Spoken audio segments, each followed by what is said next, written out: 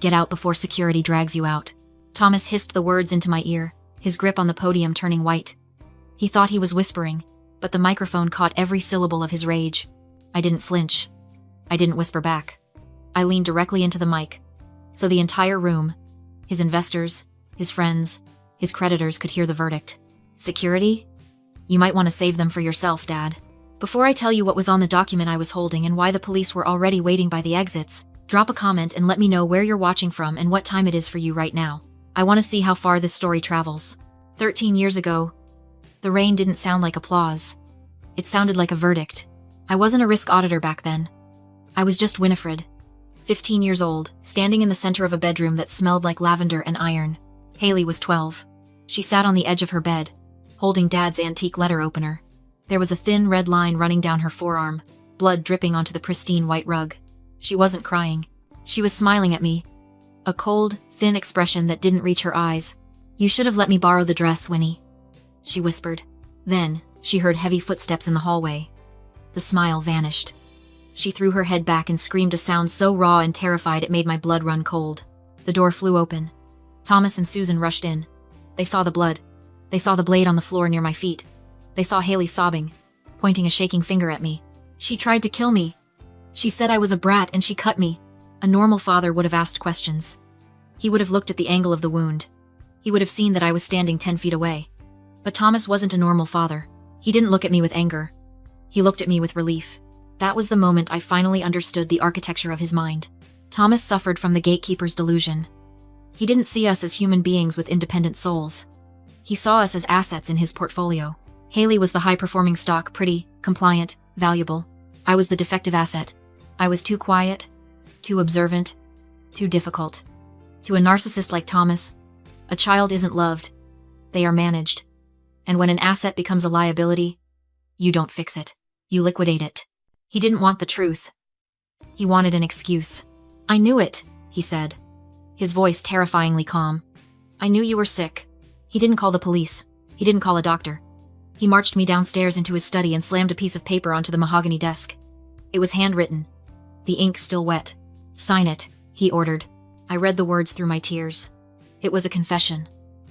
I, Winifred Sterling, admit to violent tendencies. I am voluntarily leaving this home because I am a danger to my family. I am a runaway. Dad, I didn't do it. She did it herself. Please, sign it. He cut me off. Or, I call the cops right now. You'll go to juvenile detention. You'll be in the system until you're 21. Sign the paper, leave quietly, and I won't press charges. Susan stood in the doorway, watching. She knew Haley. She knew her lies. But she said nothing. She chose her comfort over my life. I signed. My hand shook so hard the signature looked like a seismograph of an earthquake. I thought signing would buy me time. I thought it would calm him down. I was wrong. He grabbed my arm and dragged me to the front door. He opened it. The storm wasn't just rain. It was a tropical depression battering the coast of Charleston. The wind howled like a dying animal. You're a liability, Winifred, he said. And I'm balancing the books. He shoved me. I stumbled down the wet steps, landing hard on the concrete driveway. The rain soaked through my thin shirt in seconds. I turned back, gasping, ready to beg. The door slammed. Then came the sound that has haunted my sleep for over a decade. Click. The deadbolt sliding home. He thought he was throwing out the trash. He didn't know he was planting a landmine. And 13 years later, standing on his stage, I was finally ready to detonate. I didn't make it far. The storm wasn't just weather. It was a physical weight, pressing me into the pavement. I remember walking until my feet went numb, then until my legs felt like lead. I remember the headlights of a passing car, not slowing down, just spraying a wall of dirty water over me. And then I remember the ground coming up to meet my face. I didn't dream. There was just cold. And then, jarringly, there was warmth. I woke up to the smell of antiseptic and coffee. Not a hospital, it was too quiet for that. It was a private clinic. My clothes were gone, replaced by a dry medical gown. There was an IV in my arm. Sitting in the chair next to the bed wasn't a nurse. It was a woman in a charcoal suit that looked like armor. She was reading the soggy, ink-stained confession my father had forced me to sign. She looked up. Her eyes were sharp, gray, and completely unreadable. You have a concussion and mild hypothermia, she said. Her voice wasn't motherly. It was the voice of someone who cross-examines people for a living. I found you 3 miles from the Sterling estate. I'm Catherine. I tried to sit up, but the room spun. "The paper," I croaked. "I have to," he said. "If I didn't sign it, he'd call the police." She finished for me. She held up the paper by the corner, like it was contaminated evidence. "This is a fascinating document, Winifred. Your father thinks he's very clever. He thinks this proves you ran away. He thinks this absolves him of child abandonment charges." She folded the paper neatly and put it into her leather portfolio. But in the eyes of the law, a coerced confession from a minor under duress isn't a shield. It's a weapon. And he just handed it to us. I didn't understand. I was 15, terrified, and convinced my life was over. "I can't go back," I whispered. He locked the door. "I know," Catherine said. She leaned forward. "And you aren't going back. If I call CPS, they'll put you in the system. Your father will fight it. He has money, he has lawyers, and he has a liar for a younger daughter. You might win, but it will take years, and it will break you." She poured me a glass of water. "Or," she said, "you can disappear. You can let him believe he won. You can let him get comfortable. You can let him think he owns that house, that life, that legacy." She paused, letting the words settle in the quiet room. "Thomas Sterling is a narcissist. Narcissists always overreach when they think they're safe. He will make a mistake. He will get greedy. And when he does, you won't just be a victim asking for help. You'll be the executioner." I looked at her. For the first time in my life, someone wasn't looking at me with pity or disdain. She was looking at me like I was an investment. "Why?" I asked. "Because I hate bullies," she said simply. "And I have a spare room." That night, Winifred Sterling, the victim, died in that clinic. The girl who walked out the next morning was someone else entirely. I didn't cry for my parents. I didn't mourn the sister who betrayed me. I buried them. I spent the next 13 years learning the language of my enemy. I learned law. I learned finance. I learned that patience isn't passivity, it's a siege. Thomas thought he had erased me. He didn't realize he had just sent me to boot camp. Fast forward 13 years. I am 28 years old now. I don't wear hand-me-downs. I wear tailored suits that cost more than my father's car. I work for a firm that specializes in forensic risk auditing. Basically, when a billion-dollar company starts smelling like rot, they send me in to find the dead body.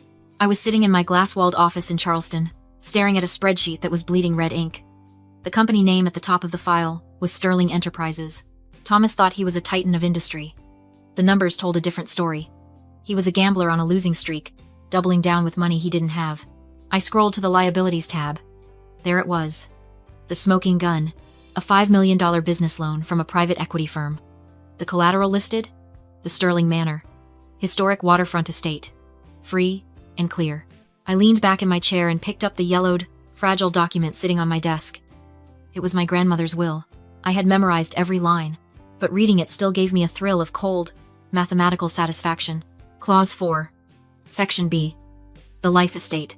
I grant my son, Thomas Sterling, a life estate in the Sterling Manor, conditional upon his continued guardianship and residence with his biological children until their majority. Should he abandon, evict, or fail to house any of his heirs, this life estate terminates immediately, and full fee simple ownership reverts to the eldest living grandchild. It was a reversionary interest clause. My grandmother knew who her son was. She knew he was selfish. She built a legal failsafe to protect us. And 13 years ago, when Thomas forced me to sign that runaway confession and locked me out, he triggered the clause. He didn't just kick out a daughter. He evicted himself. Legally, he hadn't owned that house since the night of the storm. He had been a squatter in my property for over a decade. Most people ask me, "Why did you wait? You could have claimed the house when you turned 18. That's where they misunderstand the nature of justice. Justice isn't a sprint. It's a long game. If I had sued him at 18, I would have gotten the house, sure. Thomas would have been embarrassed. He would have been homeless. But he would have played the victim. He would have spun a story about his ungrateful daughter stealing his legacy. He would have survived. I didn't want him to survive. I wanted him liquidated. I practiced what we in the industry call strategic default. I fed him rope. I watched from the shadows as he got comfortable. I watched him borrow money he couldn't pay back. I watched him use my house as collateral for his loans. By waiting, I allowed him to upgrade his crime. He wasn't just a bad father anymore. By signing that loan agreement using a property he didn't legally own, he had committed federal bank fraud. I traced the line of his signature on the PDF on my screen. It was arrogant. Looping. The signature of a man who thought he was untouchable. He had no idea that the defective asset he threw away had grown up to become the auditor. I checked the date. The Sterling Legacy Gala was tonight. He was planning to announce his comeback. He was going to stand on a stage in a house he stole, toasted by bankers he defrauded, and brag about a legacy he destroyed. I closed my laptop. I picked up the will, the deed, and the runaway confession. It was time to close the account. Ladies and gentlemen, I apologize for the interruption. Thomas boomed, trying to regain control of the room. He signaled to the two large men by the door.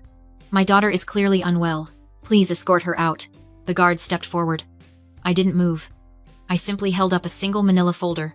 If you touch me, I said, my voice amplified by the mic, clear and steady, you will be assaulting the property owner, and I will press charges. The guards hesitated. They looked at Thomas, then at me. In the world of private security, liability is the only language that matters. And I looked like a liability. She's lying! Haley shrieked from the front row. She was 25 now, wearing a dress that cost more than my first car, but she still looked like that 12-year-old girl holding a letter opener.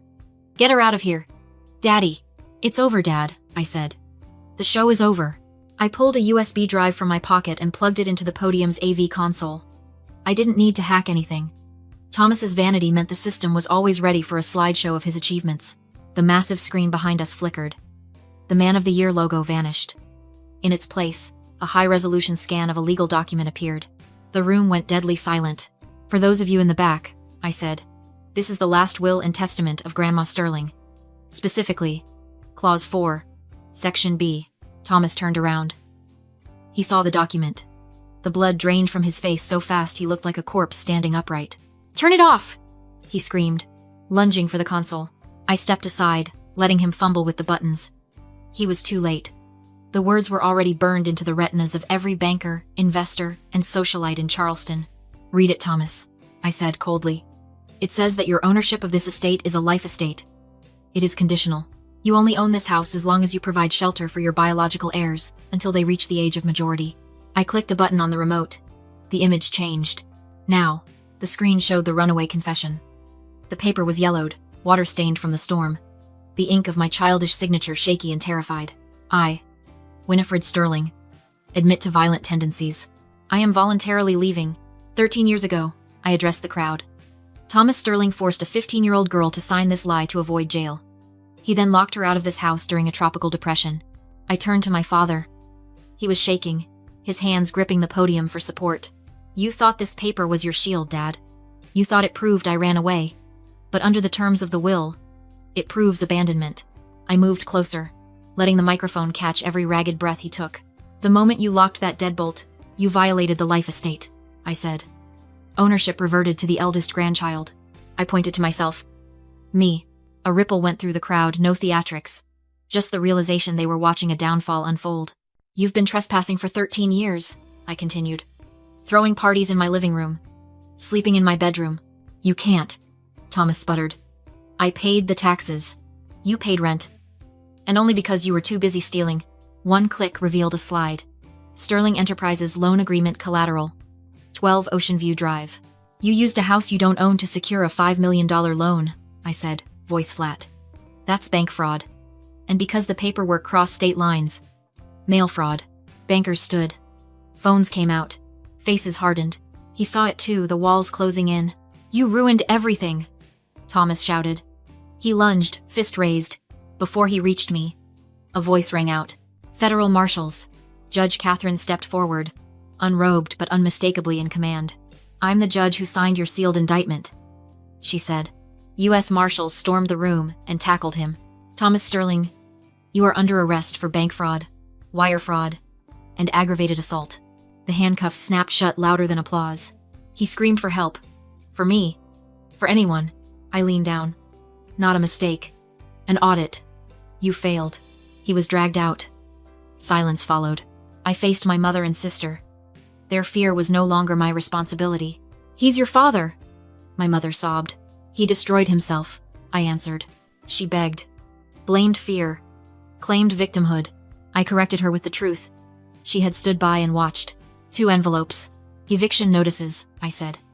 1 hour. Take nothing that isn't yours. Where do we go? Haley whispered. You always wanted to be the only child, I told her. Now take care of Mom. I listened to the frantic exit bags, sobbing, The final slam of the door. For the first time in 13 years. The house was quiet. 3 months later, I sold it, paid the legitimate debts, cleared the ledger, and walked away with the surplus and a clean slate. People romanticize forgiveness. I don't. I settle the accounts. Justice balances the books. Debts get paid by the people who incurred them. And that night, in a bed I earned, I slept deeply.